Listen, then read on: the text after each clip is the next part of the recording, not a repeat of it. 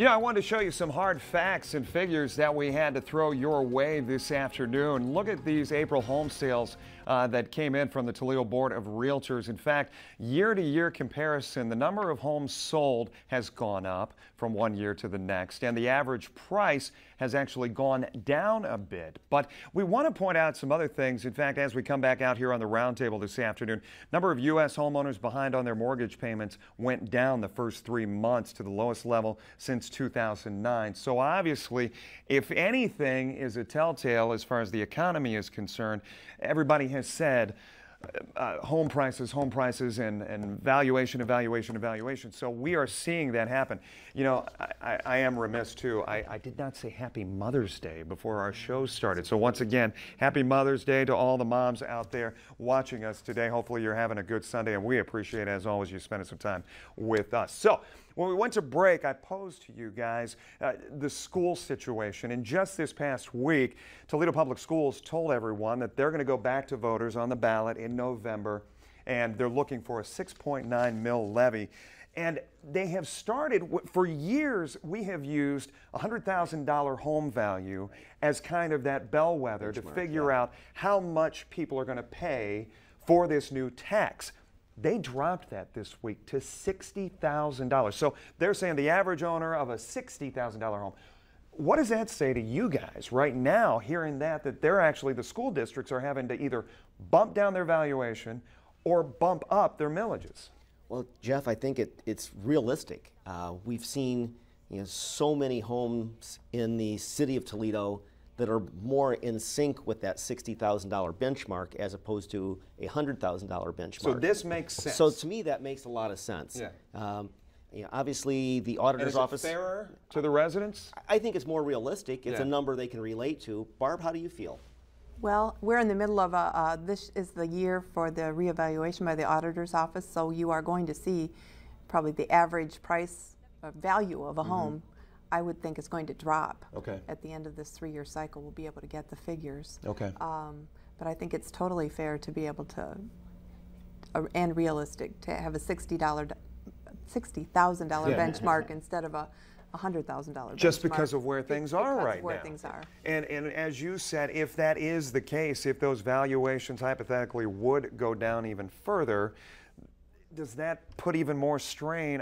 I know what we talked about in our first segment, but we want to see those valuations go up, yes? Absolutely. Absolutely. And Jeff, we're starting to go that direction. Well, get those back up. We've seen a marked improvement in the unemployment rate.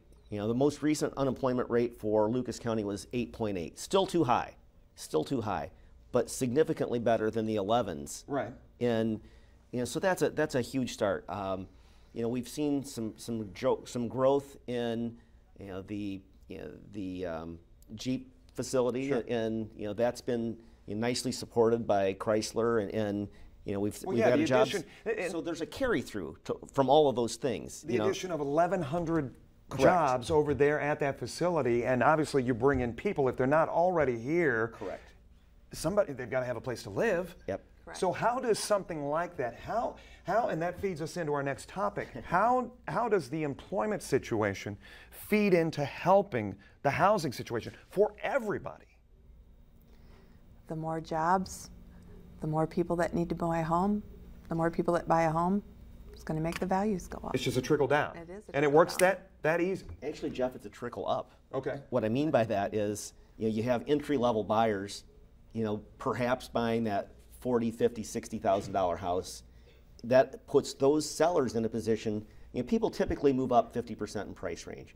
So if they sell at 60, they're going to buy 90 to 100, give or take. But it begins that trickle up, and that's really what our market hasn't seen a lot of. When we have so many short sales, when we have so many bank-owned properties, those people aren't buying another property. They're not buying another home. So if they are successful at selling short sale, they're out of the market. They're back. They're renting somewhere after that. In most cases. What are those real estate agents out there telling TBR as far as the lending is concerned, and the easiness of getting deals closed, and moving these people through the process of getting this home? I know you said it was more tedious, but is that saying there's more paperwork, or it's just a time thing? Because I would assume that it's gotten a little bit better. Yes No? Yeah. Yes and no? There's more paperwork. Okay. Lending criteria has gotten a little more stringent, as it should. Yes. There were people in 03, 04 that were given loans that probably should not have bought a home, and they're in trouble now, Right, and that's right. what's caused the problem that we have now. So lending criteria has gotten more stricter. Appraisals have become an issue.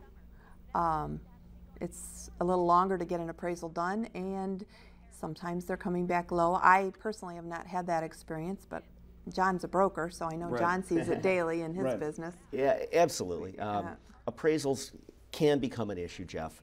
Unfortunately, that's one of those good news, bad news things, because the appraisal is a check on the overall system and process, and it's an important part of it. And as we've gone through this cycle, that's part of the reform, is to keep the appraisal more of an arm's length. And for people that don't understand, new homeowners, the appraisal essentially looks at comparable sales around where you live or look to reside, and then kind of sets a base price, right? Exactly, and typically they only go back 6 months.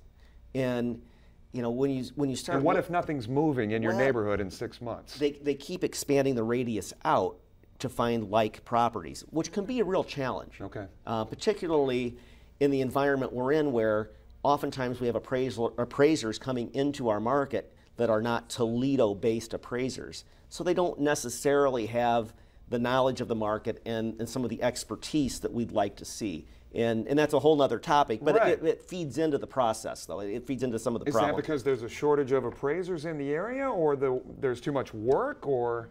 It's part of the reforms from the last 6 years. It's an automated process so that the lender no longer really has the ability to choose the appraiser. Yeah. It feeds into a rotating basis, and it's just, if you will, the luck of the draw, or the appraiser that's up next, kind of thing. We're seeing more. In fact, I think a couple of weeks ago there was a National Open House Day or something along those lines. Awesome. We're seeing more of those happen, trying to get the traffic, I think, going again. Absolutely. As far as these home ownership situations are concerned. Are you seeing more advertising out there being done by realtors? Because obviously it costs them money to get the word out about those houses. And are you seeing that pick up as well? Yes and no. Advertising for homes has changed so much in the last 10 years, not just because of this economic cycle, but really because of the internet and the means by which we're able to promote and market properties. I mean, Barb, you're a perfect example. How are you marketing a home today versus 10 years ago?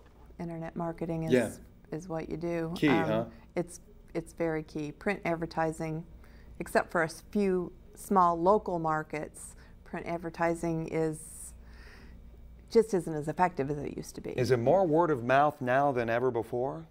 I mean, if you consider social media word of mouth. I would say yes. Okay. Yes. I mean, you're seeing people advertise their properties on Facebook, Twitter, I don't know how many websites. When I put a listing in the MLS, it goes to, I can't even. Exponential. Yeah. I would say it used to be 5 years ago. It was 6 websites that it went to, and now it could be 60. Yeah. And so, and there was a figure out. I think 79. This was a few years ago. 79% of the buyers start their search on the internet. So the reason that open house days are more successful is most of the time, those buyers have already looked at that house on the internet. They've looked at the pictures. Right. So open house buyers are a little more Educated. But that's a good way to put it. You guys are a great finger on the pulse as far as what the read is on this area for employment. And for those who are, whether they are being relocated, relocation companies looking for properties, that kind of thing. What is your read right now as far as Northwest Ohio, Southeastern Michigan being that place where people can start moving back to? Jeff, Dean Monsky from the RGP did a lunch and learn at the Toledo Board of Realtors a couple months ago. And I like to think I'm informed, and then I heard Dean speak, and I learned a whole bunch of new things about our community and some of the things that are on the horizon line. 2012 may very well go down as a real benchmark bellwether year for Toledo, because there's so many exciting things happening that are just on the horizon line. You know, in the years I've lived here, I've always heard about, you know, Toledo being the transportation hub of the world, but it hasn't quite materialized. Well, Dean seemed to give us a lot of insights to that process and some progress being made with additional distribution centers and jobs for our marketplace. We're very excited about that. And it's funny, ever since Field of Dreams came out back in the 80s, if you build it, they will come, has been a phrase that's used again and again and again. And I know RGP has said the same thing regarding get these industries in here, get these jobs in here, and then obviously that's good news for you guys. Absolutely. The other thing I wanted in our remaining minutes, scams out there. Are there things to be watchful for as far as homeowners are concerned, even as far as you guys are concerned? Absolutely. Craigslist, you'd ask about marketing. Right. You know, Craigslist is, for our industry, kind of a love-hate thing because, you know, it's a great way to get your listing out in front of eyeballs, you know, people that are looking. On the other hand, there are people out there that are taking our photos, our data, our information, and basically stealing it and reposting it and creating a false illusion that a property might be available for rent. So what they're trying to do is take our data, repost it, and attract renters to that data, and they're trying to collect a deposit. So they're being scammed. Happens all the time. I think it's another story we got to check for another day. John and Barb, thank you so much for joining us. We'll be right back. Wrap things up right after this.